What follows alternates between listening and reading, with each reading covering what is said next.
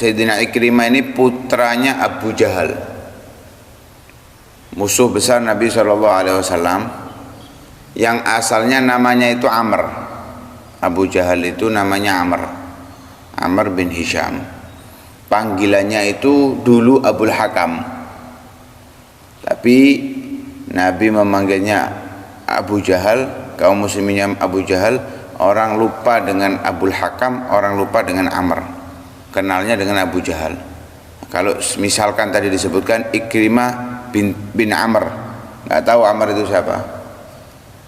Ikrimah bin Abil Hakam, nggak ada yang tahu itu siapa. Tapi kalau Ikrimah bin Abi Jahal, semuanya pasti tahu.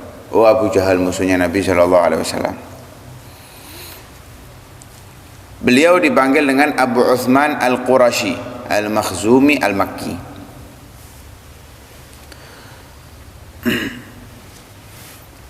Di saat Fatah Makkah,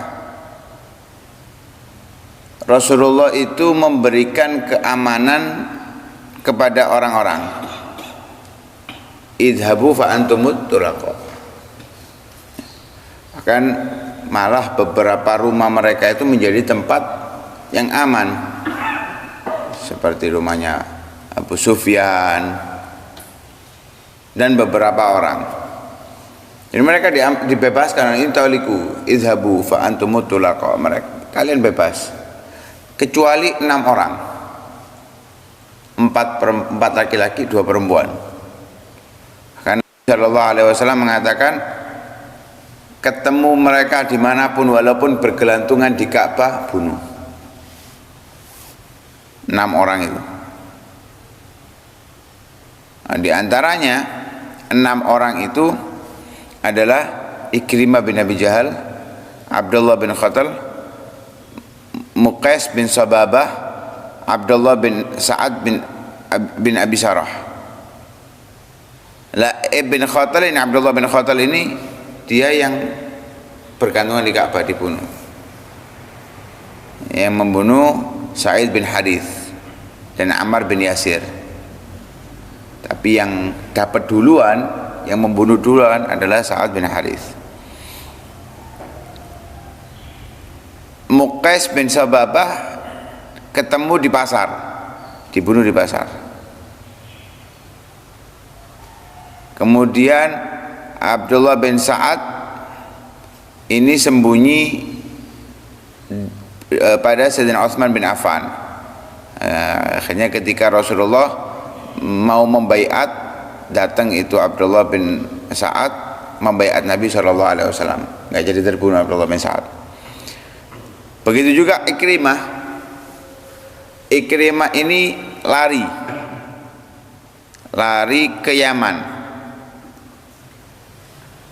Lari ke Yaman, naik kapal.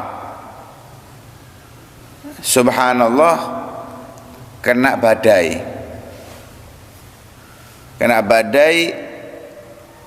Penghuni kapal itu mengatakan,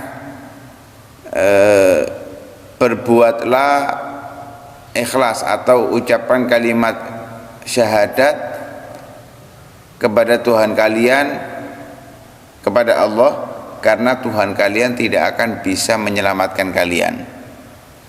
Maka Ikrimah mengatakan, demi Allah, kalau memang tidak ada yang bisa menyelamatkan aku di laut ini kecuali murninya ibadahku kepada Allah, maka di daratan pun nggak ada yang bisa menyelamatkanku kecuali Dia.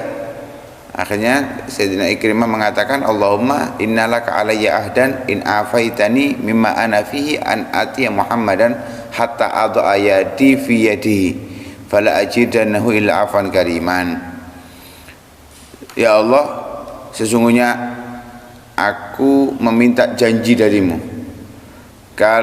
bila engkau menyelamatkanku dari kejadian ini, aku akan datang kepada Muhammad, aku akan letakkan tanganku di tangannya, dan aku tidak akan mendapatinya kecuali pemaaf dan orang yang dermawan.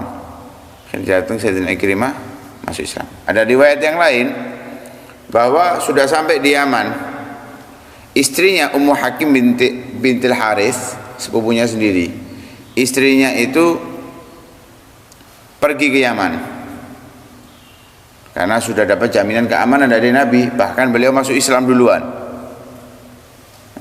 sudah masuk Islam, ke Yaman menjemput Sayyidina Ikrimah untuk datang kepada Nabi SAW. Akhirnya masuk Islam setelah dibawa oleh istrinya. Ada dua riwayat. Islamnya beliau dikenal dengan orang yang memusuhi Nabi SAW seperti ayahnya, persis. Bencinya kepada Nabi luar biasa. Dan beliau dulunya itu memang orang-orang yang ahli dalam peperangan.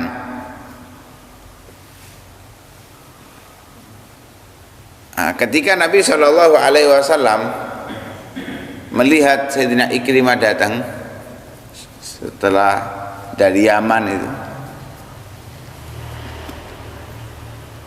beliau Rasulullah SAW mengatakan, menyambut, marhaban birrakibil muhajir, selamat datang wahai yang setelah melalui laut, yang berhijrah ke Yaman melarikan diri. Disindir oleh Nabi SAW. Masuk Islam saat itu masih di tahun ke-8 ya, setelah Fatah Makkah, dan Islamnya sangat baik. Masuk Islamnya sangat baik. Sebetulnya Nabi SAW sudah memberikan isyarah, kabar bahwa Ikrimah akan masuk Islam.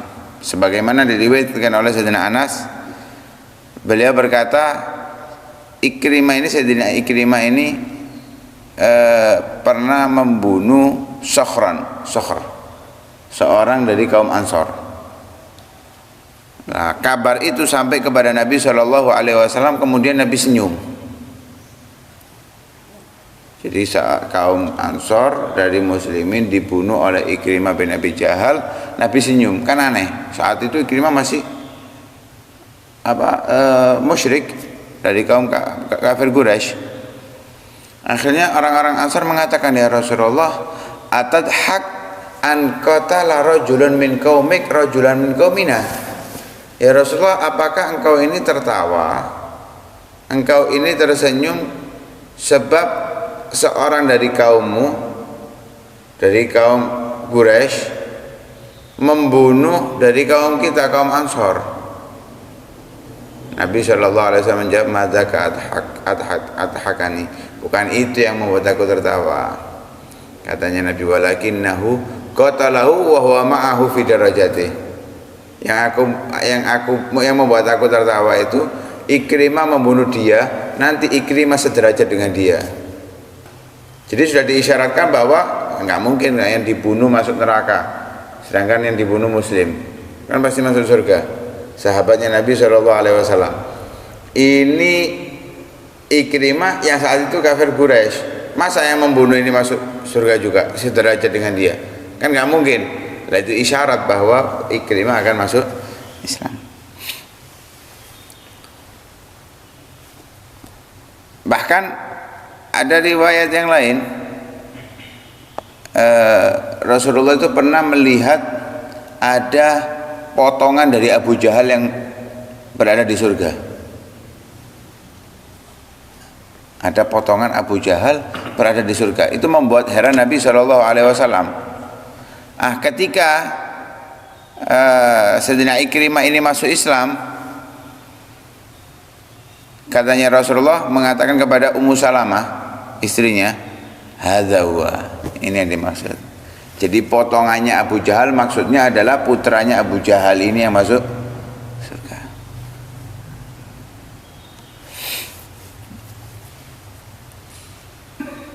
Ketika datang Ikrimah kepada Nabi SAW saat di Mekah, setelah dari Yaman, Rasulullah mengatakan kepada mereka, ya, kepada para sahabat, ya'tikum Ikrimah bin Abi Jahal mu'minan muhajiran. Ikrimah ini datang bin Abi Jahal dalam keadaan beriman, setelah dia berhijrah, berhijrah. Fala tasubbu abah, jangan pernah mencela ayahnya. Dulunya setelah Sayyidina Ikrimah ini masuk Islam, kaum muslimin itu memanggilnya dengan hadza ibnu Aduillah. Ini putranya musuhnya Allah, Abu Jahal. Ya, ini musuhnya Abu Jahal. Maka enggak nyaman Ikrimah dengan hal tersebut. Ya, sekalipun gimana pun ayahnya, tapi tetap dia adalah ayahnya.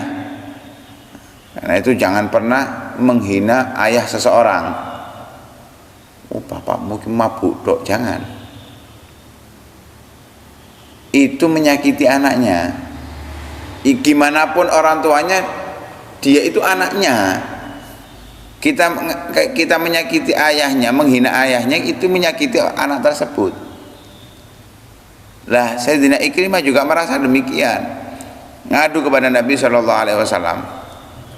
Akhirnya Nabi mengatakan kepada para sahabatnya, la tasubbu abah, jangan kalian mencela ayahnya. Kenapa? Fa inna sabbal mayyit yu'dhil hayy. Karena mencela orang yang sudah mati itu menyakiti yang masih hidup. Abu Jahal sudah wafat, ini anaknya masuk Islam, kenapa kamu cela ayahnya? Dia ini yang hidup merasa sedih, merasa sakit dengan celaan kamu terhadap ayahnya. Akhirnya dilarang oleh Nabi SAW, mengajarkan para sahabat bagaimana indahnya akhlaknya Nabi SAW. Sudah, itu urusan ayahnya sudah selesai, sudah mati, mau apa lagi? Kalau mau masih hidup bisa kamu bunuh, ini sudah mati, buat apa dicela lagi? Selesai. Apalagi anaknya berada dalam agama Islam. Lah setelah masuk Islam, diriwayatkan oleh Zubair, Sayyidina Ikrimah itu berkata kepada Nabi SAW, ya Rasulullah, alimni khaira syai'in ta'lamuhu hatta agulahu. Ya Rasulullah, ajarkan aku terbaik yang engkau ketahui sehingga aku bisa ucapkan. Akhirnya Nabi SAW mengajarkan syahadatu an la ilaha illallah wahdahu la syarika lahu wa anna Muhammadan abduhu wa rasuluh. Kemudian Sayyidina Ikrimah mengatakan ana asyhadu bihadza. Diucapkan itu kalimat asyhadu an la ilaha illallah wahdahu la syarika lahu wa anna Muhammadan abduhu wa rasuluh. Kemudian wa ushhidu bidzalika man hadarani, dan aku saksikan hal ini kepada orang yang hadir di saat itu. Kemudian Sayyidina Ikrimah mengatakan, wa as'aluka ya Rasulullah, aku minta kepadamu ya Rasulullah, antastaghfirli, untuk engkau memintakan ampun untukku. Dimintakan ampun oleh Rasulullah untuk Sayyidina Ikrimah. Kemudian Sayyidina Ikrimah juga mengatakan, wallahi la ada'u nafaqatan kuntu unfikuha fi saddin an sabilillah illa anfaqtu dhi'faha fi sabilillah wala qitalan qataltuhu illa qataltu dhi'fahu. Aku tidak meninggalkan nafkah yang aku keluarkan, infak yang aku keluarkan untuk menghalangi jalan Allah dahulu, kecuali aku akan keluarkan infak dua kali lipat daripada apa yang aku keluarkan untuk jalan Allah. Jadi dulu aku mengeluarkan permisalan 1 juta untuk menghalangi ajaran Allah. Setelah aku masuk Islam, aku akan keluarkan 2 juta untuk menjalankan, mensukseskan jalan Allah Subhanahu wa ta'ala. Jadi penyesalannya betul-betul diganti ya, 2 kali lipat. Dan aku dulu perang untuk menghalangi jalan Allah dengan semangat yang luar biasa. Aku dobeli semangatku dalam peperangan membela agama Allah Subhanahu wa ta'ala. Penebusan, walaupun sebetulnya dengan masuk Islamnya saja, in yantahu yughfar lahum ma qad salaf. Tapi beliau enggak mau ketinggalan fadilah, keutamaan di sisi Allah dengan amaliyah-amaliyah yang bisa beliau lakukan. cinta beliau terhadap Al-Quran. Diriwayatkan oleh Ibnu Abi Mulaikah bahwa Sayyidina Ikrimah bin Abi Jahal itu sering meletakkan mushaf Al-Quran itu di wajahnya dengan mengatakan kitab Rabbi ini kitabnya Allah, ini kalam Allah, diletakkan di wajahnya. Beberapa kejadian jihadnya beliau di jalan Allah Subhanahu wa taala. Beliau Sayyidina Ikrimah ini sangat berjuang di jalan Allah Subhanahu wa taala dalam memerangi kaum musyrikin bersama orang-orang Islam, sehingga dijadikan oleh Rasulullah bagian untuk mengambil sedekah Hawazin, untuk mengambil sedekah Hawazin di tahun Hajjatul Wada. Kemudian Sayyidina Abu Bakar mengirim beliau ke Amman karena saat itu mereka murtad. Setelah wafatnya Nabi, banyak dari kaum muslimin yang murtadnya dengan menolak zakat, mengingkari kewajiban zakat, atau karena nggak ada Nabi lagi, sehingga Sayyidina Abu Bakar itu orang yang paling getol untuk memerangi mereka, dikirim ke Amman. Kemudian juga dikirim ke Yaman. Ke Yaman banyak dari murtadin, kecuali di kota Tarim. Hanya di kota Tarim tidak ada satupun ditemukan yang murtad. Tidak ditemukan satupun yang murtad. Kemudian setelah itu beliau melazimi di Syam, tinggal di negeri Syam, berjihad di sana sampai terbunuh di Ajnadin pada tahun saat itu beliau usianya 62 tahun. Ini yang disepakati oleh jumhurul ulama sirah, kebanyakan para ulama sirah. Ajnadin itu daerah di Palestina,